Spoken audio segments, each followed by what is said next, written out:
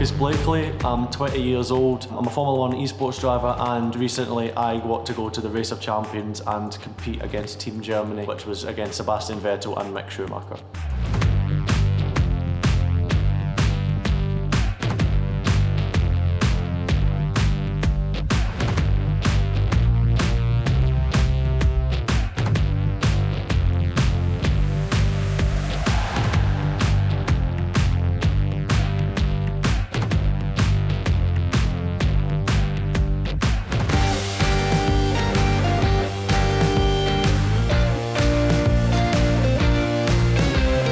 I used to race here at Larkhall, and that's sort of where my journey really began. I mean, I did my first ever proper kart race here. I got my ARCs license here, as it was back then. You know, and I've been here so many weekends, so many thousands of laps, I'm quite sure. Had a lot of fun, learned my craft, whether it was here or in karting. I've learned all those things and applied it into the virtual world.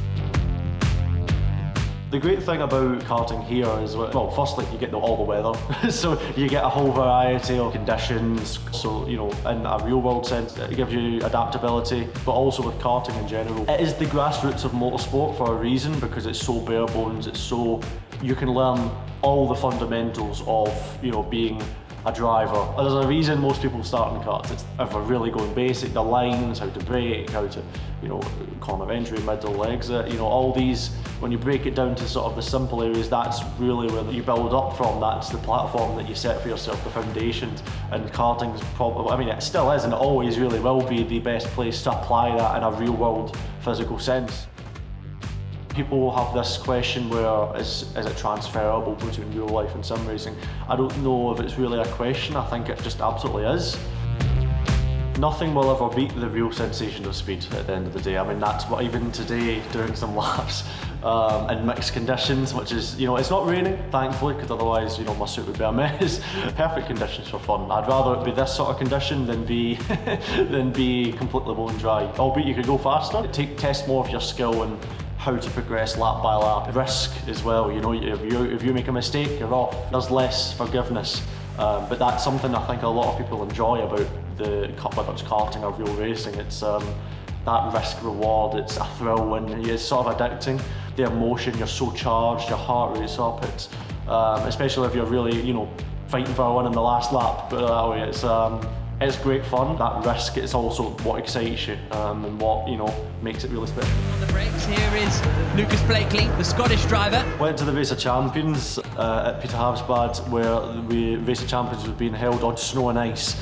It was certainly something new, I think, for everybody, which was also a really cool experience. Really cold, and coming from Scotland to say it's really cold is it's really cold. So I came second in the competition, which meant that I got to race in the Nations Cup. The next day, lining up on the grid, you just see the white and German striped helmet. You're just like, this is actually happening.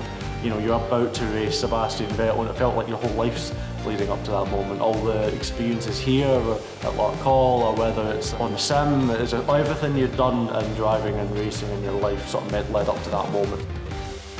All of a sudden, you're just going for it, and yeah, just absolutely giving it, you know, everything you could, trying not to, you know, make mistakes. And I was out of control a few times, just even though I wasn't perfect, just trying to make sure I carried enough momentum. And then towards the end of the lap, it started to get faster and faster. And then coming out the last corner, it's an ice wall, so literally on the edge of it, pushing to the line, because I can see Sebastian's coming down the hill towards the line, and it was going to be really close. So I just pinned it. Didn't let off, and then the minute we crossed the line, and I had absolutely no idea who'd won the race because it was unbelievably close. So I'd freaking out in the car, like, what just happened, who won, I don't know. On the way back to the pits, all alongside the railings and the grandstand they had, there was clapping and cheering. Over the hill towards the line. Oh, it's tight. Wow, and it's Blakeley. But the thing is, I had no idea what they were cheering for. I didn't know if it was because I managed to win, or if it was because it was close, or if they were just happy for me, or I had no idea. I didn't want to presume. I had absolutely no clue who won. That alone, having, you know, a grandstand cheering as you're driving back to the pits alone, is absolutely mind-boggling. An experience. It's something that, you know, you never thought you're ever going to have something like that happen to you. So absolutely crazy. And then I come back to the pits, and then I had Terry Grant, who is an absolute amazing guy, and he just came up to me and just went, "You just beat Sebastian Vettel." And at that point I was like, nah, it can't be. But it's just, you know, it was one of those things, like, even right here, standing here on this day, it doesn't actually feel like it's possible.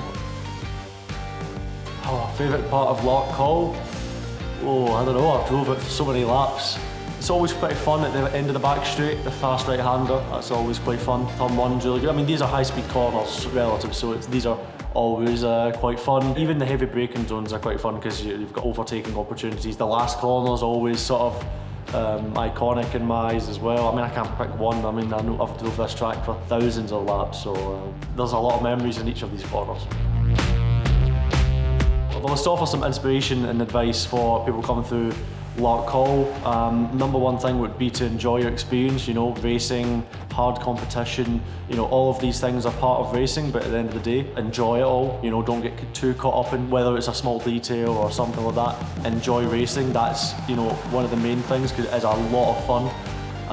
Also, believe in yourself. If you really want to improve or go to the next level, go up to the next class, don't doubt your own abilities. You know, if you've got the belief that you're good enough and you want it really badly, you're really driven, you're motivated, keep that belief, because that belief will do you well for maybe the next 10 years of your racing career. You never know.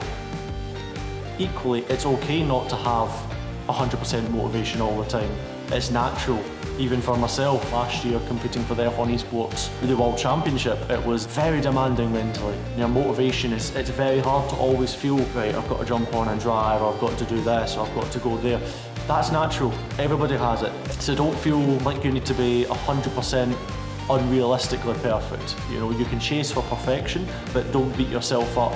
As long as you focus on the positive things will happen. And if you believe that you can win, you will win.